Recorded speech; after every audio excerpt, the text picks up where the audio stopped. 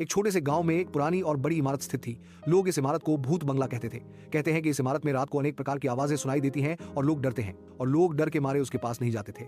मगर लोगों का कहना था कि इस बंगले में करोड़ों के हीरे जवाहरात पड़े हैं, पर जो भी उनकी तलाश में बंगले में जाता वो मारा जाता। गांव में कई वर्ष से बारिश नहीं आई थी, जिसके चलते लोग भूख प्यास से मर रहे थे। एक दिन एक बहादुर लड़का रोहन ने फैसला किया कि वह बंगले में जाएगा और वहां से धन लेकर आएगा, और देर रात को वह अपने दोस्तों के साथ रात को उस इमारत में घुस गया। जैसे ही वे अंदर गए, उन्होंने अनेक प्रकार की आवाजें सुननी शुरू की। वह डर गए, लेकिन रोहन ने हिम्मत नहीं हारी। वह आगे बढ़ने लगे और भूत उन पर हमला करने लगा। हमले से बचने के लिए सभी इधर उधर भागने लगे। भाग भगाई में रोहन को एक डायरी मिली, जिसमें लिखा था कि इस इमारत में एक पुराना राजा रहता था, जिसने अपनी संपत्ति को छिपा रखा था। कहते हैं कि राजा की आत्मा अभी भी यहाँ है और अपनी संपत्ति की रक्षा करती है। रोहन के साथी भूत के डर से कांपने लगे और वो बहुत ज्यादा डर गए और वहां से भाग गए।